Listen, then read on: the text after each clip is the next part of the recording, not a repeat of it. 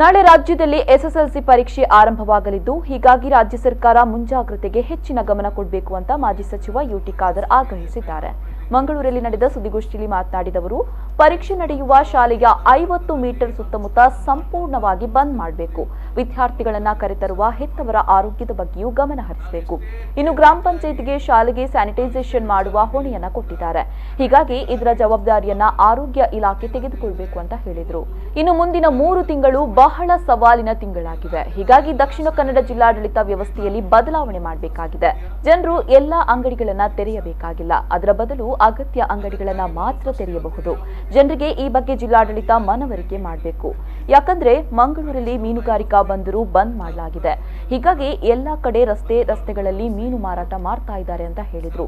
ಸರ್ಕಾರ ಕೊಡುವಂತ ಏನಿದೆ ನಮ್ಮ SOP ಏನಿದೆ, ಸ್ಟ್ಯಾಂಡರ್ಡ್ ಆಪರೇಟಿಂಗ್ ಪ್ರೊಸೀಜರ್ಸ್ ರೂಲ್ಸ್, ಅದು ಸಮರ್ಪಕವಾಗಿ ತಳಮಟ್ಟದಲ್ಲಿ ಅನುಷ್ಠಾನ ಮಾಡುವಂತ ವ್ಯವಸ್ಥೆಯನ್ನು ಕೂಡ ಇವತ್ತು ಮಾನಿಟರ್ ಇವತ್ತು ಸರ್ಕಾರ ಮಾಡಬೇಕು. ನಾವು ಎಷ್ಟೇ ಥಿಯರಿಟಿಕಲ್ ಆಗಿ ನಾವು ಎಷ್ಟೇ ವಿಚಾರನ ಹೇಳಿದ್ರು ಕೂಡ ಪ್ರಾಕ್ಟಿಕಲ್ ಆಗಿ ಅಷ್ಟು ಸುಲಭ ಇಲ್ಲ.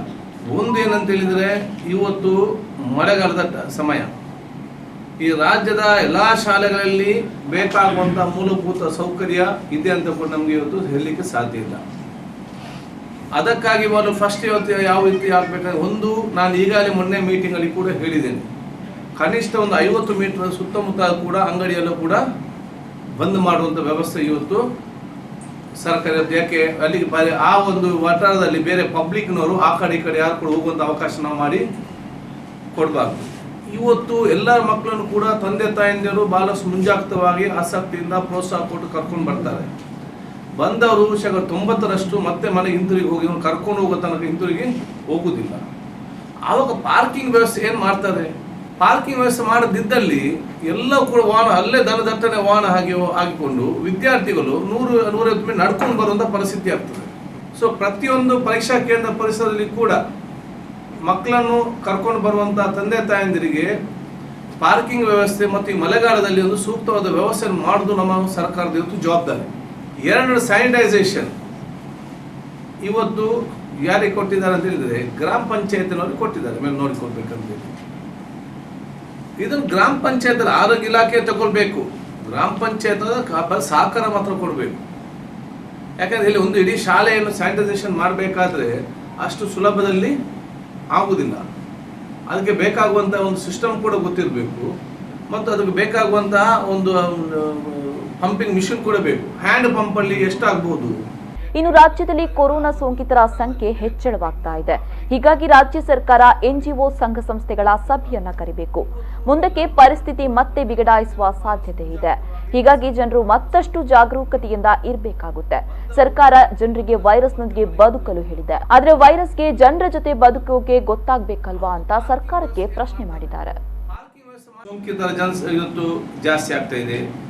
ಇವತ್ತು ಆಸ್ಪತ್ರೆಯಲ್ಲಿ ಇವತ್ತು ಆಟೋಮೆಟಿಕ್ ಜಾಸ್ತಿ ಆದಾಗ ಇವತ್ತು ಶಾರ್ಟೇಜ್ ಆಗ್ತಾ ಇವತ್ತು ಬರ್ತದೆ.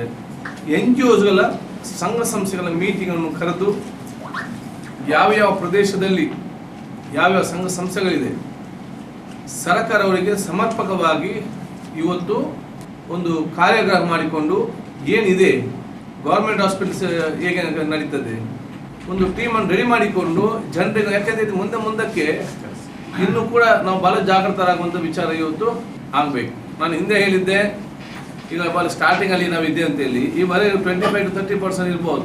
ಇನ್ನು ಸಮರ್ಪಕವಾಗಿ ಇನ್ನು ಮುಂದಕ್ಕೆ ಇದರಲ್ಲಿ ಒಂದೊಂದು ಇವತ್ತು ಗೊತ್ತಾಗೋದು ಏನು ಕೂಡ ಆಗಬಾರ್ದಂತೆಲ್ಲ ನಮ್ಮ ಪ್ರಾರ್ಥನೆ. ವೈರಸ್ಸನ್ನು ನಿಗ್ರಹ ಮಾಡಲಿಕ್ಕೆ ಅಷ್ಟು ಸುಲಭ ಇಲ್ಲ. ನಮ್ಗೆ ಹೇಳ್ಬೋದು ವೈರಸ್ ಹೋದ ಜೀವನಕ್ಕೆ ಜೀವಿಸಲಿಕ್ಕೆ ಕಳೀರಿ ಅಂತ ನಮ್ಗೆ ಹೇಳ್ಬೋದು. ವೈರಸ್ಸಿಗೆ ಗೊತ್ತು ನಮ್ಮ ಜೀವಿಸಲಿಕ್ಕೆ, ಅದು ಬೇಕಾದಾಗೆ ಮಾಡಿಕೊಂಡು ಹೋಗ್ತದಲ್ಲ. ಸೊ ವೈರಸ್ ಕೂಡ ಜೀವನ ಮಾಡಲಿಕ್ಕೆ ಕಲ್ತ್ಕೊಳ್ಳಿ, ನಾವು ಕಲಿಬೋದು. ವೈರಸ್ ಕಲಿಯೋದು ಅಂತ ಮಾಡೋದು ಒಂದೊಂದು ಮೋಡ್ ಆಫ್ ಆಕ್ಷನ್ ಒಂದೊಂದು ಟೈಪ್ ಅದು ಮಾಡಿಕೊಂಡು ಬರ್ತದೆ. ಆದ ಕಾರಣ ಸರ್ಕಾರ ಬಹಳಷ್ಟು ಜನರನ್ನು ಸಂಘ ಸಂಸ್ಥೆಗಳನ್ನು ತಕ್ಷಣ ಇನ್ವಾಲ್ವ್ ಮಾಡಿಕೊಂಡು ಎಲ್ಲ ರೀತಿಯ ವಿಶೇಷವಾದ ಜನಜಾಗೃತಿ ಮತ್ತು ಯಾವುದು ಜಾಸ್ತಿ ಗಡಿಬಿಡಿ ಮತ್ತು ಒಂದು ದೊಡ್ಡ ಮಟ್ಟದ ಪ್ಯಾನಿಕ್ ಇಲ್ಲದೆ ಇದನ್ನು ಈ ವೇಗವನ್ನು ಏನು ಕಡಿತಗೊಳ್ಳಿ. ಯಾಕೆ ಒಮ್ಮೆ ಮೇಲೆ ಬಂದೇ ಮತ್ತೆ ಕೆಳಗೆ ಹೋಗುವಂಥದ್ದು.